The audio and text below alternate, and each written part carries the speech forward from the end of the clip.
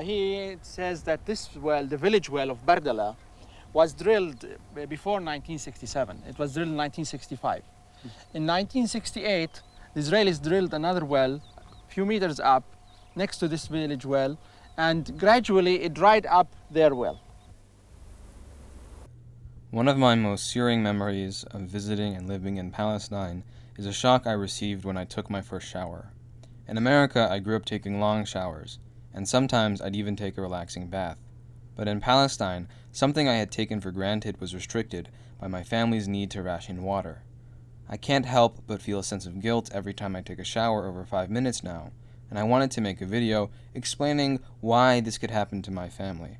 After all, I only had to live like that a couple of months every other year, but my family have to live like that all of the time. And in some areas of Palestine, water security is even worse. That being said, why is water security so fragile in Palestine?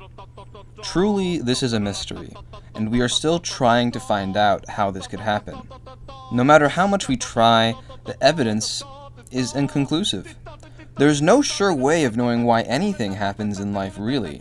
We are all just dust in the wind, floating, and it just so happens that some of us have floated into unfavorable circumstances completely divorced from any human interest. It's Israel. It's Israel. Before I get into that, I'm going to give a short overview of the water regime that existed before the Israeli colonization of Palestine. To do that, I'm going to start with the Ottomans. So the Ottomans had a pretty simple water regime that served the local population very well. Water was owned both communally and privately, where communal interests outweighed private interests. Communal waters did not belong to the state, but rather to the communities. The British made public property under the control of the Crown, and enforced Ottoman laws that made unregistered land public property. The Jordanians made natural resources public property.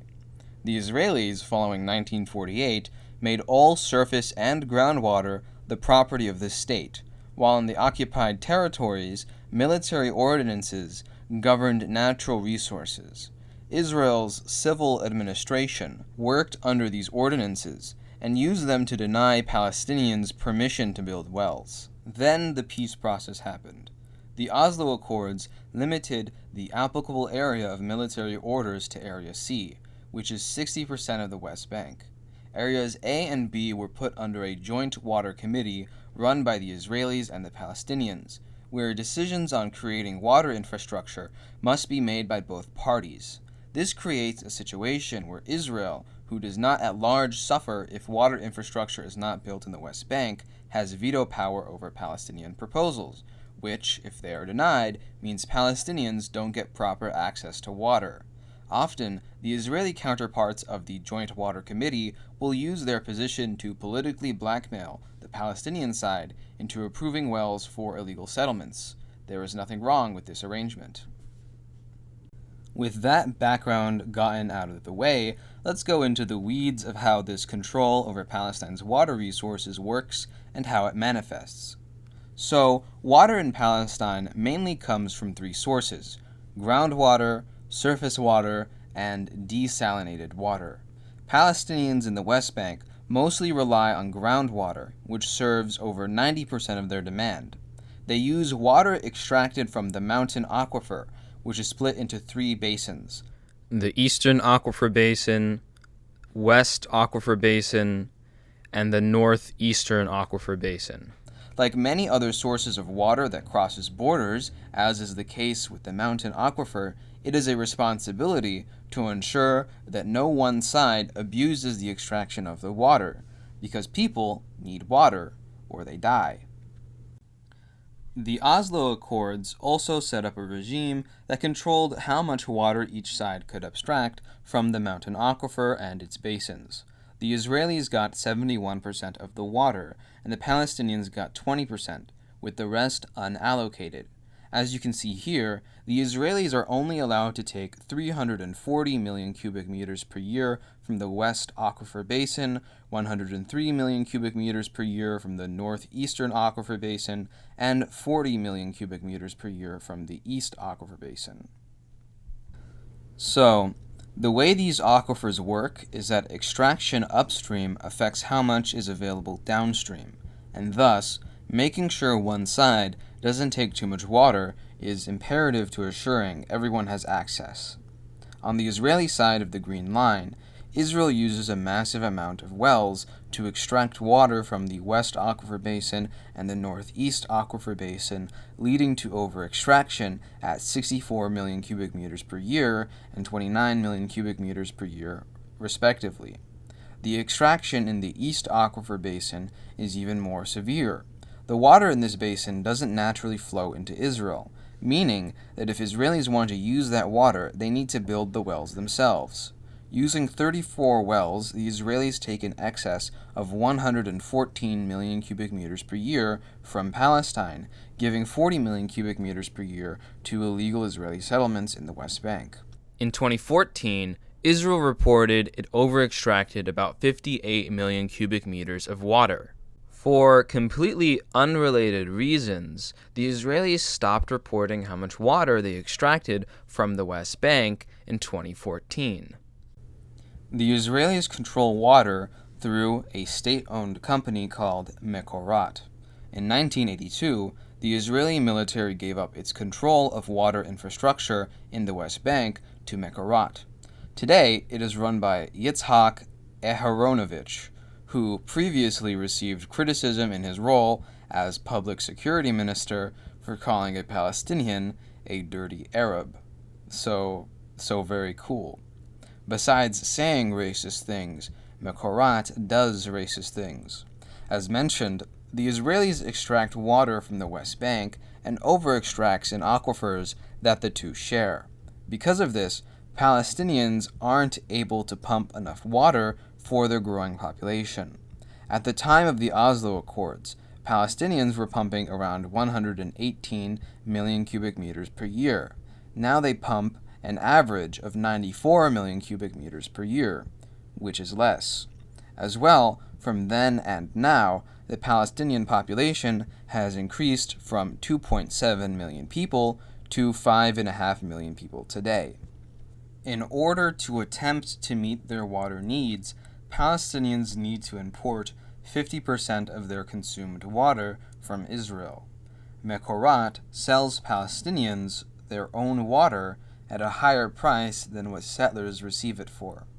Palestinians spend 8% of their monthly expenses, for reference, that's 4 times what EU countries spend, on water, and Israeli settlers get a 75% discount on their monthly water bill.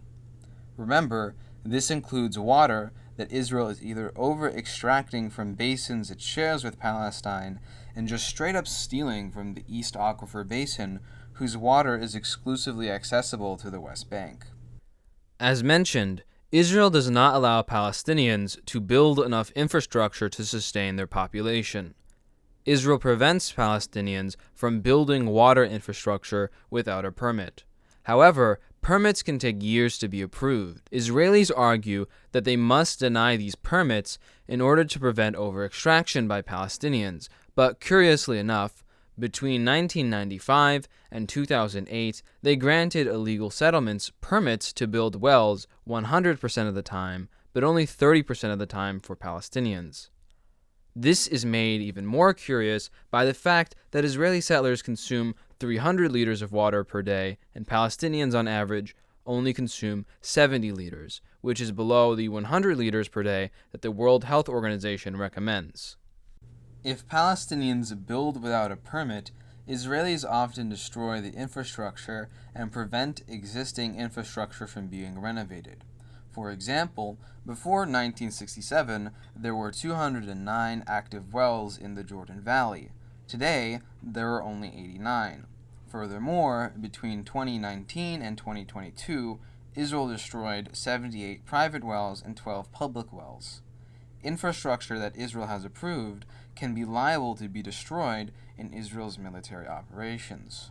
For example, in 2002, during the Second Intifada, Israel cost the West Bank $7 million in damages of infrastructure which shooed away foreign investors from water infrastructure projects. If Palestinians were able to use their own resources, they would be able to meet their water needs without Israel's help. Palestine, far from being a desert, is actually a place that can support agriculture and has a semi-arid and even semi-humid climate. The mountain aquifer could more than meet the needs of the Palestinians of the West Bank, with projections that could allow Palestinians to consume around 3 times the World Health Organization recommendation if they so chose. Instead, Palestinians are held in a captive market, paying a huge portion of their monthly income. In some communities, they pay half of their income on water that Israel has essentially pillaged. The pillaging is even worse when considering the effect this has on agriculture. Israeli settlements consume 20 to 30,000 liters of water per day on agriculture, all thanks to what Israel has extracted from the West Bank. As a result, Palestinians can only irrigate 35% of their irrigable land, costing the economy over 100,000 jobs and 10% of the GDP. Actually, those were the numbers in 2009. In 2015, it was estimated that only 6% of the irrigable land is irrigated. Basically, as settlements grow and expand more and more, they take more and more water, and thus take more and more farmland. These farms produce food that settlers not only profit from domestically, but also internationally, the sales of which could have contributed to the Palestinian economy. Israeli settlement farms, producing grapes, for example, can be turned into wine that can be exported to, just off the top of my head, American vice presidents named Kamala Harris.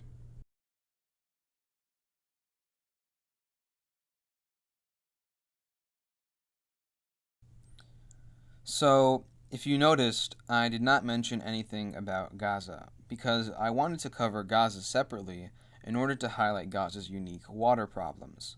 So, unlike the West Bank, Gaza relies solely on the coastal aquifer, which it shares with Israel and Egypt.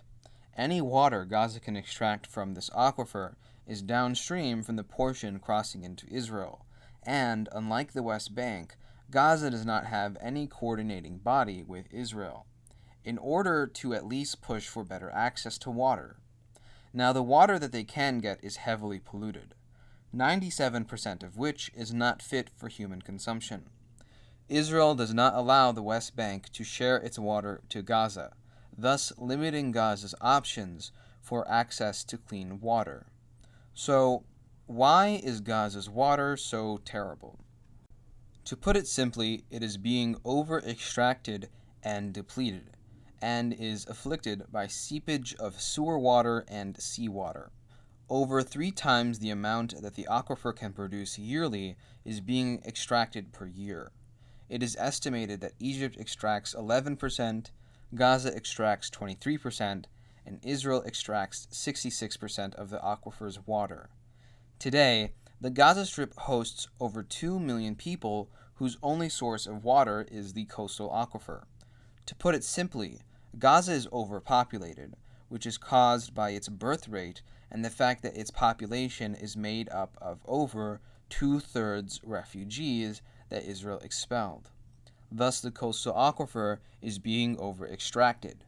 This extraction causes the groundwater level to dip below sea level, which in turn causes seawater and sewage to seep into Gaza's water supply. In terms of sewage, this translates to 90 million liters per year entering into Gaza's water supply. This situation could be improved if Gaza had adequate access to vital water management infrastructure, but unfortunately, Israelis, bless their hearts, confuse water waste treatment plants as places for drone target practice. Apart from killing thousands of people, hundreds of whom are children, Israel's assaults on Gaza also severely damage this important infrastructure.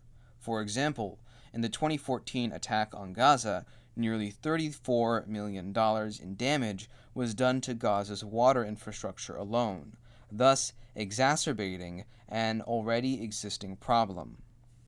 The human cost of all of this is awful. Half of Gaza's population consists of children. Keep that in mind as I get into all of this. According to the World Health Organization, water causes 26% of all diseases in Gaza, and 50% of children in Gaza suffer from intestinal parasites caused by the sewage water. High nitrate levels in the water threaten cancer and an ailment called blue baby syndrome, where babies are born with higher than normal levels of methemoglobin, which causes episodes of breathing trouble, diarrhea, and vomiting, and in extreme cases it can be fatal. The children of Gaza are at particular risk of this disease, and 48% of babies have higher than healthy levels of methemoglobin. No child, for any reason, should live like this. So I chose this topic for a variety of reasons. One, of course, was the personal impact of my memories in Palestine, but another was how I believed this dismantles the narrative that whatever Israel does that we might find morally repugnant is a response to Palestinian violence.